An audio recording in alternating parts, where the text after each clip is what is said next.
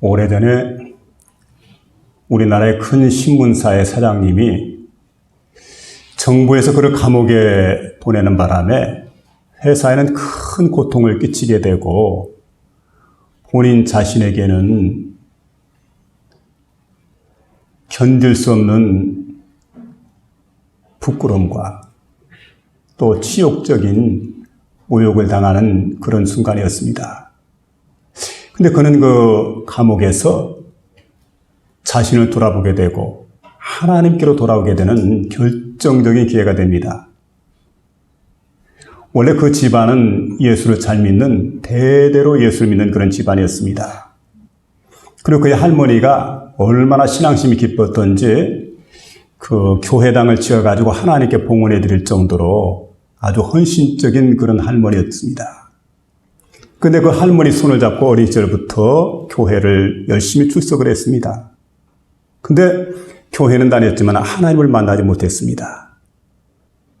그리고 워낙 집안이 부유한 집안이었기 때문에 잘 먹고 잘 입고 그리고 주변 사람들에게 사랑을 독차지하고 그리고 이제 나중에 성장해서 외국에 유학까지 갔다가 돌아오게 됩니다.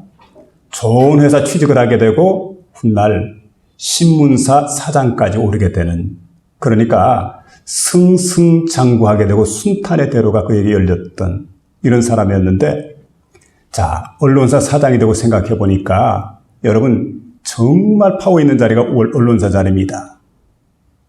기사 한 건만 나가게 되면 아무리 권력 있는 자라 할지라도 하루아침에 추락하는 건 시간 문제입니다. 굉장한 자리죠. 근데 그렇게 생각했지만 그것은 착각이었습니다. 하나님 앞에 여러분 안전한 자리가 어디에 있습니까? 세상에 믿을 만한 자리가 어디에 있습니까? 아무리 부한 자라도, 아무리 권세 있는 자라도, 아무리 능력 있는 자라도 여러분 그게 안전한 자리가 될 수가 없다는 겁니다. 세상은 다 그렇습니다. 그는 골프를 좋아했기 때문에 주일날 하나님 교회 나가서 예배를 드리는 것보다 골프 치러 가는 게 좋겠다 생각을 하고 주일 성수를 하지 않았습니다.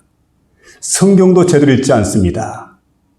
그리고 계속해서 그 길로 나갔는데 감옥에 들어와 생각해 보니까 이제 딱히 할 만한 게 없으니까 그때 감옥에서 성경을 봅니다. 그러면서 하나님을 바라보기 시작을 했습니다. 그리고 그에 가까이 있던 지인들이 한 사람 두 사람 다 떠나가 버려요. 결국 홀로 남겨진 그 시간에 하나님께서 그를 터치를 합니다. 하나님께서 그에게 가까이 다가오셨습니다. 그리고 하나님을 만나면서 자신을 발견하게 됩니다.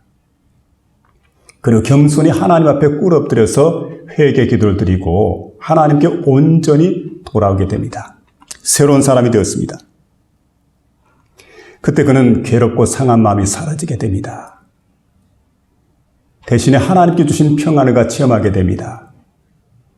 또 그뿐만 아니라 그야말로 이제 마음속에 염려와 걱정이 가득히 채워져 있었는데 하나님께서 허락해 주신 성령의 위로, 그 위로를 통해서 그의 마음속에 참된 기쁨을 얻게 됩니다.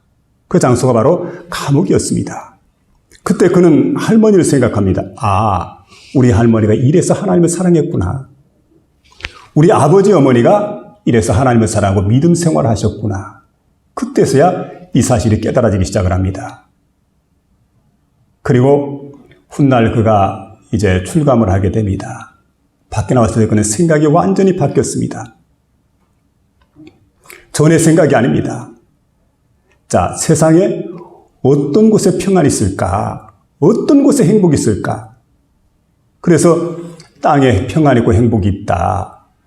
권세자에게 평안 있고 행복이 있다. 그리고 대기업에 그 엄청난 언론을 가지고 있을 때 언론사를 통해서 평안과 행복이 내게 주어지게 된다. 이렇게 생각을 했는데 이제 생각이 달라졌습니다. 그게 아닙니다. 세상을 자세히 바라다 보니까 그곳에 평안과 행복이 있는 게 아니고 여러분 우리 주님 안에 평안과 행복이 있더라는 겁니다. 예수를 왜 믿습니까? 우리는 예수를 믿는 사람들입니다. 예수를 잘 믿어야 됩니다. 교회에 왜 나옵니까? 예수를 잘 믿으려고 교회를 나옵니다. 예수님을 만나려고 교회를 나오게 됩니다. 우리가 하나님의 교회에 나오게 될 때, 여러분, 이 사람이 진정으로 이제 믿음을 갖게 되고, 믿음을 갖게 될 때 이 사람이 진정한 행복한 사람이 되어지게 됩니다. 그럴 때 여러분, 믿음을 갖게 되면은 마음속에 있는 문제가, 여러분, 우리 안에서 더 큰 문제가 될 수가 없습니다. 문제로부터 자유로워지게 됩니다. 어떤 문제를 만나도 우리가 좌절하지 않습니다. 어떤 위기를 만나도 마음속에 믿음 있는 사람들은 넉넉하게 극복해 나갑니다. 그리고 염려와 불안이 사라지게 됩니다. 그렇기 때문에 오늘 시간 여러분, 마음속에 참된 믿음을 가지시고 그리스도 예수를 마음속에 모시고 인생을 평안하고 행복하게 살아갈 수 있기를 주의 이름으로 부탁을 드립니다. 오늘 본문 3절에 보게 되면 이렇게 말씀해 주고 있습니다. 전심으로 여호와께 돌아오려거든. 전심으로 여호와께 돌아오려거든. 삶의 전 영역에 걸쳐서 온전히 회개하는 역사가 일어나야 된다. 이런 말씀입니다. 돌아오려거든이라는 말씀은 쉬브라고 하는 말씀인데, 원래 쉬브라고 하는 말은 바로 이제 죄에서 회개하고 돌이키는 행위를 가리켜서 쉬브라고 이렇게 말합니다. 전심으로 하는 것은 마음을 송두리째로 이렇게 말하는데, 그러니까 어떤 마음은 세상으로 향하고 어떤 마음은 하나님께로 향하고 이런 게 아니고 송두리째니까 내 마음 전부를 하나님께 드리는 걸 말하고 있습니다. 그 다음에 이방신들과 아스다롯을 제하고 이렇게 말하고 있는데, 제한다고 하는 게 뭘까요? 흔적도 없이 완전히 사라진다는 겁니다. 그러니까 우리가 우리 마음에 하나님께로부터 멀어지려고 하는 생각, 그리고 이런 모든 흔적 같은 것이 여러분 생각이나 흔적도 없이 다 사라져버리는, 하나님께로 향하지 못하게 하는 것들 다 사라져버리게 하고 온전히 하나님께로 향하는 이런 마음을 가져야 됩니다. 오늘 그래서 사무엘은 블레셋 나라가 침략하는 이런 가운데, 포위망이 점점 좁혀진 이런 가운데 이스라엘 백성들을 미스바로 모이라. 여러분, 그러면서 그 사무엘 선지자가 참된 회개의 방법을 그들에게 가르쳐주게 됩니다. 참된 회개의 방법이 뭐냐? 바알과 아세라, 그러니까 이방신과 아스타롯을 버리는 거다. 그리고 하나님께로 돌아오라. 그랬더니 그들이 그 선지자의 말을 듣고 미스바로 모이기 시작을 합니다. 여기 모여서 금식하고 회개의 기도 운동을 일으키기 시작을 합니다. 그러면서 여호와 앞에 물을 쏟아붓습니다. 물을 쏟아붓는 것처럼 우리가 마음 전체를 하나님께 쏟아붓습니다. 이런 고백이 있죠. 그리고 난 다음에 하나님 앞에 온전한 번제를 드리고 하나님께 부르짖어 기도하게 될 때 그들을 향해서 침략을 했던 블레셋 나라, 점점 포위망이 좁혀오고 있었지만 놀랍게도 하나님의 은혜 가운데 하나님이 이스라엘 백성들의 기도를 들어주시고 사무엘 선지자의 기도를 들어주시고 대적들을 다 물리치셔서 큰 승리를 거두게 되고 에벤 에셀이라고 하는 놀라운 기념비를 거기에 세우게 됩니다. 여러분, 오늘 이 시간 우리가 이처럼 승리하는 그런 복된 삶을 살기를 원한다면 여호와께 돌아가야 됩니다. 어떻게 여호와께 돌아갈 것인가? 오늘 본문은 세 가지 말씀을 들려주고 있는데, 이 말씀을 듣는 가운데 저와 여러분의 마음속에 크신 은혜가 임할 수 있는 복된 시간 될 수 있기를 주의 이름으로 부탁을 드립니다. 먼저는 하나님만 섬기라고 하는 말씀이 4절에 기록되어 있습니다. 이에 이스라엘 자손이 바알들과 아스타롯을 제거하고 하나님만 섬기니라. 자, 이스라엘 백성들이 왜 블레셋 사람들의 앞자에 있었을까? 그 이유가 있습니다. 하나님께서 이스라엘 백성들을 애굽 땅 종되었던 곳에서 구원해 주셨습니다. 홍해를 가르시고 광야 40년 동안 생활하게 하시고, 그 광야에서 이스라엘 백성들을 잘 훈련시키고 영적인 훈련시켰다가 단련시켰다가 결국은 약속의 땅 가나안으로 하나님께서 인도해 주셨습니다. 그 땅을 주신 분은 바로 하나님 여호와이십니다. 그리고 그 땅에 있는 가나안 족속들은 자신들 앞에 심판을 받는 모습을 두 눈으로 똑바로 봤습니다. 그런데 가나안에 살고 있던 사람들이 섬겼던 바알 신들, 또 그들이 섬겼던 아스타롯 신 같은 이런 신들 갖다 그들이 섬겼습니다. 결국은 이런 신을 섬겼기 때문에 하나님께서 그들을 블레셋 사람의 손에 붙이게 되었고, 블레셋 사람들이 이스라엘과 전투에서 대승을 거두게 되고, 이스라엘 백성들은 전투에서 지게 될 때 가지고 있던 이스라엘에 모셔져 있던 언약궤를 가지고 나갔다 언약궤까지 빼앗기게 됩니다. 언약궤는 법궤입니다. 하나님의 임재의 상징입니다. 하나님의 임재의 상징이었던 법궤까지 다 빼앗겨 버렸습니다. 여러분, 이건 뭘 의미하고 있습니까? 하나님이 이스라엘 백성에게서 떠났다는 그런 의미입니다. 하나님이 떠났다는 것은 영적 생명의 고갈을 의미해주고 있습니다.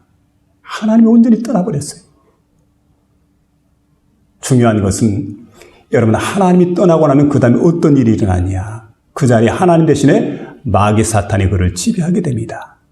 마귀 사탄이 그 나라 민족을 지배하게 됩니다.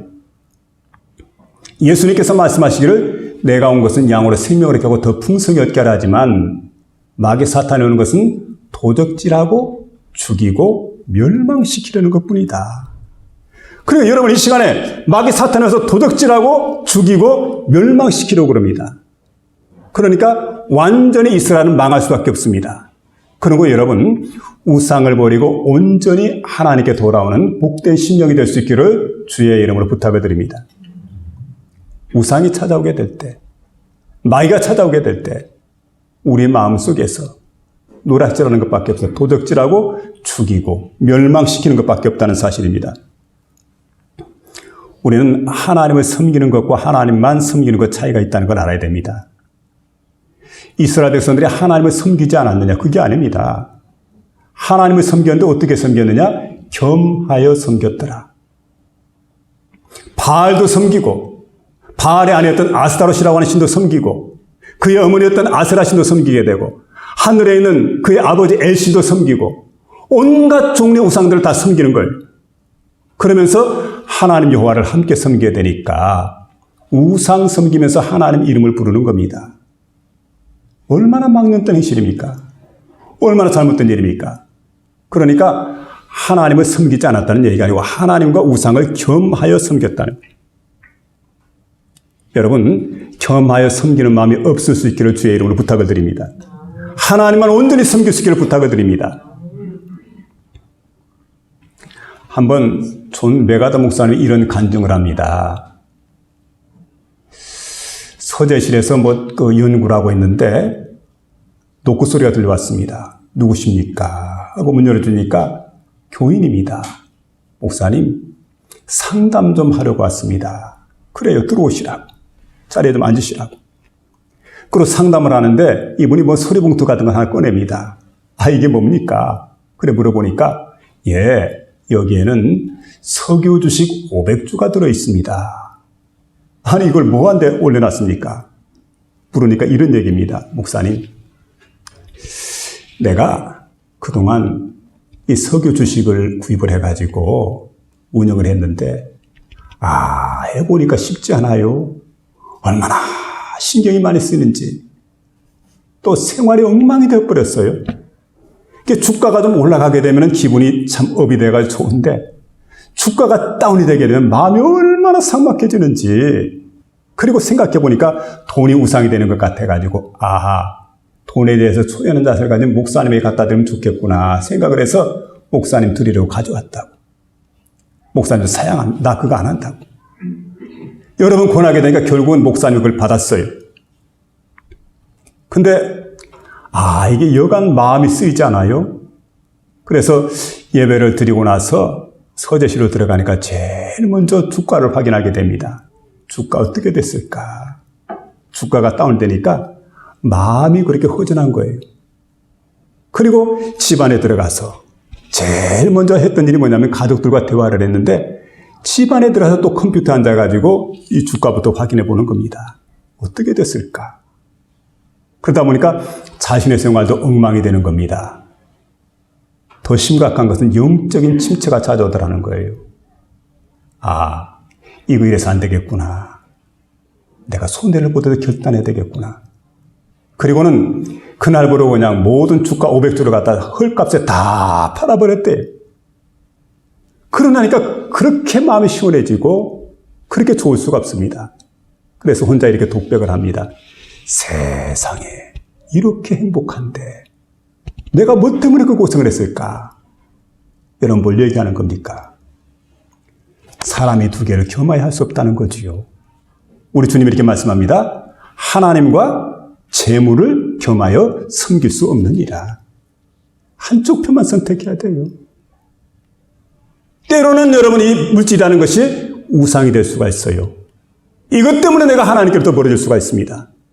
그래서 우리는 항상 생각을 해야 됩니다. 마음을 어디에 두느냐. 그래서 중요한 것은 하나님만 섬기겠습니다. 하나님만 섬기기로.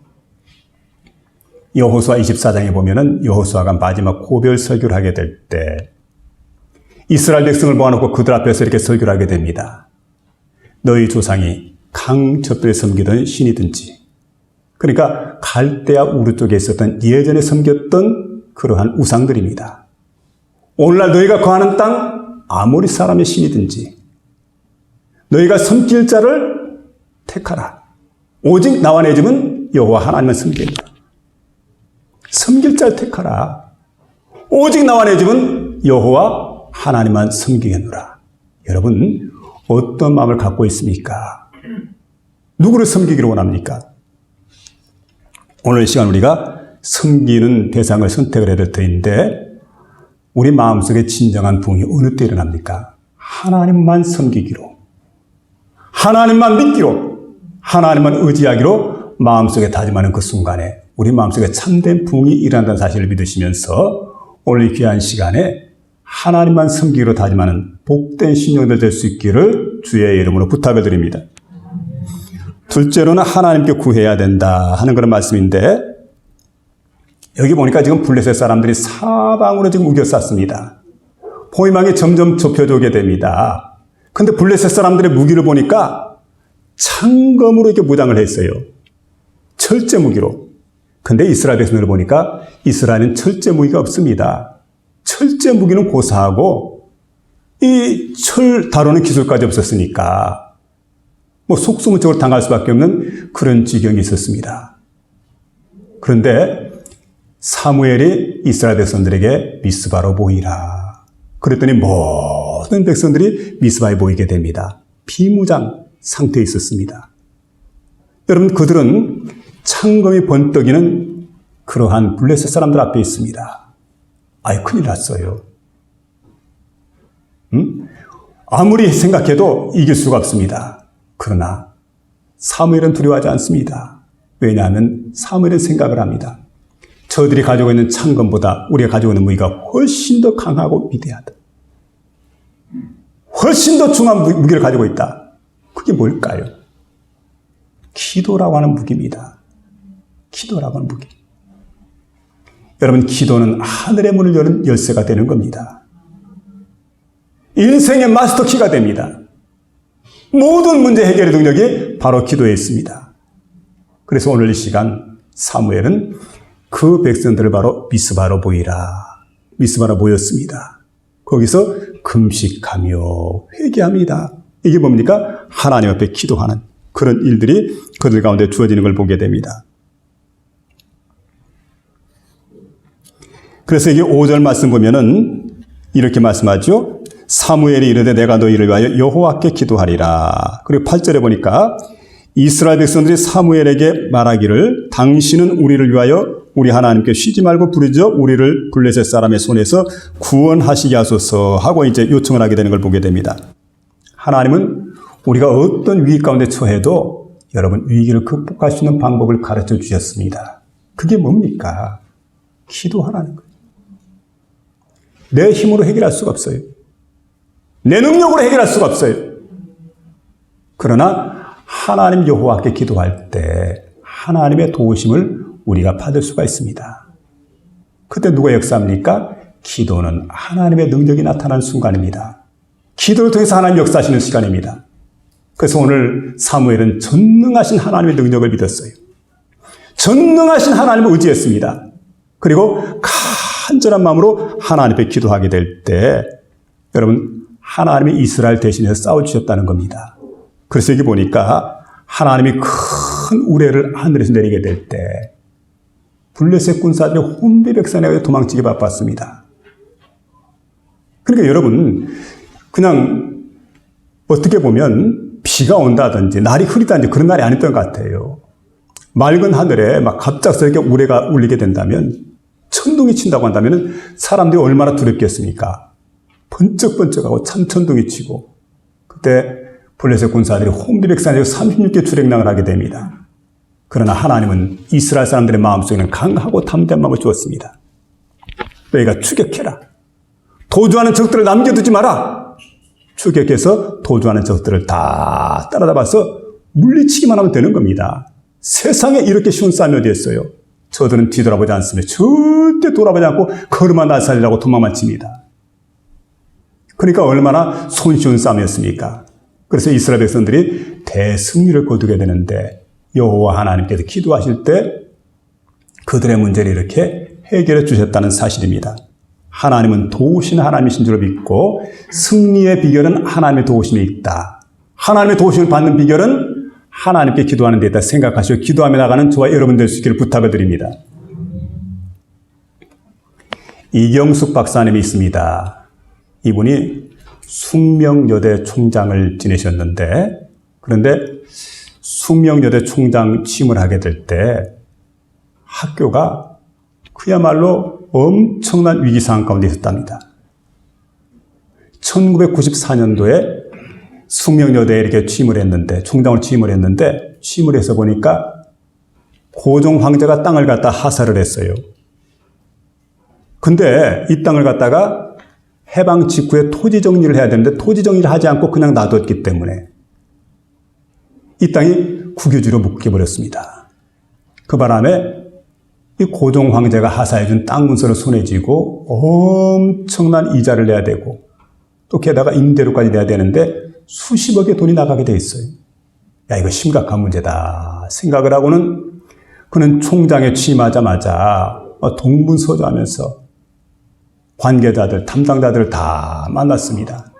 그러니까 문제를 해결하려고 하는데 문제를 해결할 길이 없는 거예요. 그리고 시간이 지나면서 보니까 자신의 몸을 지탱할 수 없을 정도로 몸이 지쳐 있었습니다. 그래서 야, 이거 도무지 내 힘으로 안 되겠다 생각을 하고는 하나님께 구하기로 생각을 하고 기도실을 찾았습니다.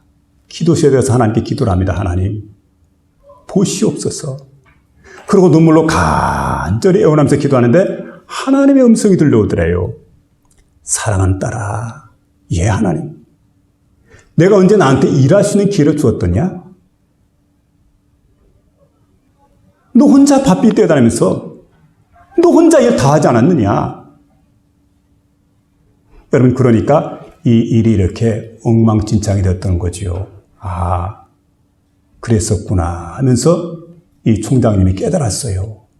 내가 하나님의 음성을 듣고 사람을 만나야 되는데, 기도하고 응답받고 사람 만나야 되는데 나 혼자 힘으로 사람 만났기 때문에 전후 순서가 바뀌었구나 생각을 하고, 그때부터 이제 하나님 앞에 항복을 한 겁니다. 하나님, 나는 이제 지금부터 기권입니다. 나는 능력도 체력도 지력도 부족합니다. 그러니 하나님, 하나님이 이 학교의 주인이 되어야 되겠습니다. 하나님, 이 학교의 총장이 되어주세요. 나는 이 학교 청직이 하렵니다. 하나님 좀 알아서 해달라고 하나님께 기도하면서, 그리고 그 다음부터는 행동할 때마다 기도하지 않고는 절대로 행동하지 않습니다. 근데 기도하고 나서 담당자들을 만나게 되는데 놀라운 일이 일어납니다. 그동안에는 대단히 고자세를 가졌던 사람들이, 그리고 전혀 비협조적인 이런 사람들이 협조적인 사람으로 바뀌어지게 됩니다. 자세를 낮추게 됩니다. 그리고 그 문제가 서서히 해결되더니 그해 12월 31일 연말에 문제가 깨끗하게 해결돼서 땅 문제가 정리가 되었다는 거예요. 너무 기쁘고 감사해가지고 정문에다가 여호수아 1장 9절의 말씀을 새겨놨답니다. 마음을 강하게 하고 담대하라. 두려워 말며 놀라지 말라. 내가 어디로 가든지 내 하나님 여호와가 너와 함께하느니라. 여러분, 하나님은 기도하는 사람을 높여주신다는 사실을 믿으시기 바랍니다. 하나님은 기도하는 사람을 귀에 쓰신다는 사실을 믿으시기 바랍니다. 기도하는 사람들 망하게 하지 않아요. 실패하게 만들지 않아요. 기도하는 사람들 염려하게 만들지 않습니다.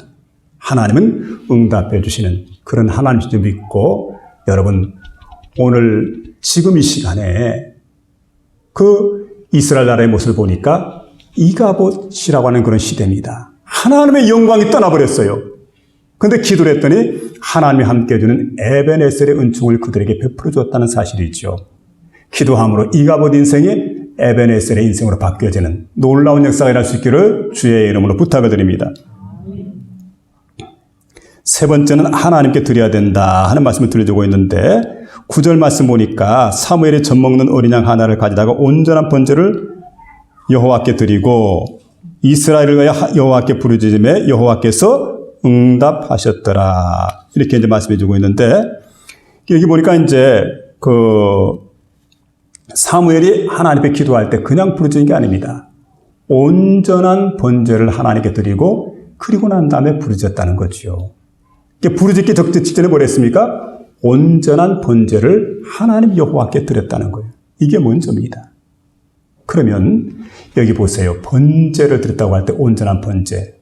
뭘 드렸습니까? 어린 양을 잡아서 그걸 가지고 온전한 번제를 드렸는데 어린 양이 희생을 합니다. 어린 양의 피를 흘리게 됩니다. 그럼 뭐가 생각이 납니까? 예수님의 생각이 나죠. 세례요한이 예수님을 바라보면서 말합니다. 보라, 세상 죄를 지고 가는 하나님의 어린 양이로다. 우리 예수님은 세상 죄를 지고 가는 하나님의 어린 양이셨습니다. 6월절이 될 때 이스라엘 백성들이 6월절 어린 양을 잡았습니다. 그리고 양푼에다가 피를 받았습니다. 그리고 우슬초를 가지고 피를 찍어가지고 하나님께서 말씀하신 대로 문설주 그리고 임방에다가 이걸 갖다 발랐어요. 문설주, 상하 문설주죠. 좌우 임방에다가 이 피를 갖다 다 찍어 발랐습니다. 그럴 때 어떻게 됩니까? 죽음의 천사가 그 밤에 내려와서 모든 애국 사람들 심판하게 될 때 이 문설주에 피가 있는지 임방에 피가 있는 집은 유월했더라. 그래서 6월절 아니겠습니까? 여러분, 예수님의 피는 이런 능력이 있습니다. 예수님의 보혈에 이런 효과가 있습니다. 그래서 히브리서 4장 15절 보니까 우리에게는 대제사장은 우리의 연약함을 동정하지 못하실 거 아니요 오직 모든 일에 우리와 똑같이 고난을 받으시는데 죄는 없으시니라. 그러므로 우리는 긍휼하심을 받고 때를 따라 돕는 은혜를 얻기 위하여 은혜의 보좌 앞에 담대히 나아갈지니라. 우리 죄를 위해서 십자가 지신 그리스도 예수를 통해서 하나님께 갈 수 있는 길이 우리에게 열렸다는 사실이에요. 얼마나 놀라운 일인지 모릅니다. 한 장로님이 죽음을 앞두고 있습니다. 근데 얼굴이 죽음을 앞두고 있으니까 사색이 되었어요. 두려움에 떨고 있습니다. 자녀들이 볼 때 참 의아한 일이라고 생각을 했습니다. 참 우리 아버지는 신앙이 좋으신 분이었는데 왜 이럴까? 잘 이해가 되지 않아요. 그래 옆에 있던 장남이 위로한답시고 이렇게 말합니다. 아버지, 담대하세요. 마음을 강하게 가지세요. 아니 아버지는 평생 좋은 일 하신 분 아닙니까? 예배당을 지어가지고 봉헌도 하고 또 그뿐만 아니라 고아원의 주인이 돼가지고 원장이 돼가지고 지금까지 고아들을 위해서 친아버지처럼 그렇게 고아들 섬겨왔잖아요.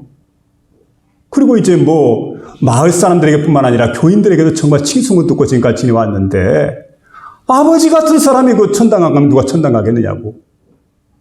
그때 아버지는 손을 흔듭니다. 그렇지 않다고 손을 흔들어요. 이건 낭패입니다. 심각한 문제입니다. 임종을 앞두고 있는데 어떻게 하면 좋겠어요. 근데 마침 그때 옆에 있던 목사님이 광경을 지켜보고 있다가 이렇게 말씀합니다. 장로님이라 쳐나 우리 모두는 다 같이 죄인입니다. 그리고 지옥의 형벌을 면할 길이 없습니다. 그렇잖아요. 그런데 우리를 대신해서 예수님께서 대속의 죽음을 죽으셨습니다. 우리는 부족하지만 우리를 위해서 대속의 죽음을 죽으신 어린 양 되신 그리스도 예수의 피, 그 예수의 피를 의지하게 될 때 내 모든 죄가 용서를 받게 됩니다.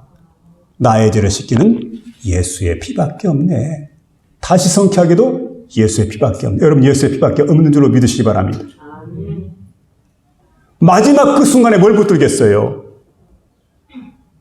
예수님의 공로입니다. 예수님의 십자가입니다. 어린 양 되신 예수님께서 십자가 지르신 그 보혈을 믿고 보혈을 의지함으로 하나님의 나라에 갈 수가 있는 길이 열리는 거지요. 우리가 천국 가는 길은 그리스도 예수를 믿는 이 길입니다. 예수 그때 십자가 보혈밖에 없습니다. 그러자 그의 얼굴이 환해지기 시작하고 마음속에 평안이 찾아오게 됩니다. 그리고는 평안에 인종을 합니다. 여러분, 그 사실에 우리가 천국에 들어가는 것 오직 그리스도 예수의 피밖에 없다는 거지요. 요한계시록 12장 11절에 보게 되니까 또 여러 형제들이 어린 양의 피와 자기들이 증언하는 말씀으로 그를 이겼으니 그들은 죽기까지 자기들의 생명을 아끼지 아니하였도다. 어린 양의 피와 자기들이 증언하는 말씀, 이걸 가지고 마귀 사탄을 이겼다는 거예요. 이게 여러분 천국에 가보니까 예수 믿고 구원받은 성도들의 모습입니다. 바로 다른 게 없습니다. 그리스도 예수의 십자가 보혈을 의지하고 우리가 하나님께 나아가게 될 때 우리에게 승리가 주어진다는 거지요. 원수 마귀 사탄을 이기는 비결은 어린 양 예수의 피밖에 없다는 사실을 믿으며 나갈 수 있기를 부탁을 드립니다. 그 다음에 이게 보니까 온전한 번제를 드렸다고 하는데 번제는 뭡니까? 태워드리는 겁니다. 그리고 헌신을 의미합니다. 이 제물이 온전히 불태워져서 하나님께 드려지는 것처럼 하나님 저 자신을 온전히 하나님께 드리겠어요. 헌신한 태도로 이렇게 말하고 있습니다. 헌신. 그래서 여러분, 우리 예수 믿는 사람들이 하나님께 몸을 드린다는 것, 헌신하는 일이 정말 중요한 일입니다. 목욕탕 가서 보면은 온탕이고 열탕이 있습니다. 근데 어느 분이 그런 얘기를 합니다. 온탕과 열탕이 얼마나 차이가 날까? 기온이 3도밖에 차이가 안 난대요. 대개 보면 온탕, 열탕 뭐 다 다른지 모르겠습니다만은 평균 그 온도수가 온탕은 40.6도, 열탕은 43.6도랍니다. 3도밖에 차이가 나지 않는데, 근데 그 물에 들어가 보면은 다르죠. 3도가 굉장히 크게 느껴져요. 평생 교회를 나왔는데 어떤 사람은 사탄에게 얻어터지며 살아간 사람이 있습니다. 어떤 사람은 하나님 안에서 행복을 누리고 평안을 누리고 늘 기쁘게 살아간 사람이 있습니다. 차이가 어디에 있다고 봅니까? 헌신도에 따라 달라진다는 거지요. 내가 하나님 앞에 얼마나 헌신하느냐. 여러분, 온전한 번제를 하나님께 드리는 것처럼 하나님 앞에 온전한 헌신으로 나갈 수 있기를 부탁을 드립니다. 적당히 하려고 하지 마세요. 오늘 본문에 여호와께 돌아오려거든 하는 말씀을 우리에게 들려주고 있습니다. 하나님만 섬기라. 하나님만 섬기라. 그리고 하나님께 구해라. 그리고 하나님 앞에 전심으로 구할 뿐만 아니라 온전히 드림으로 하나님께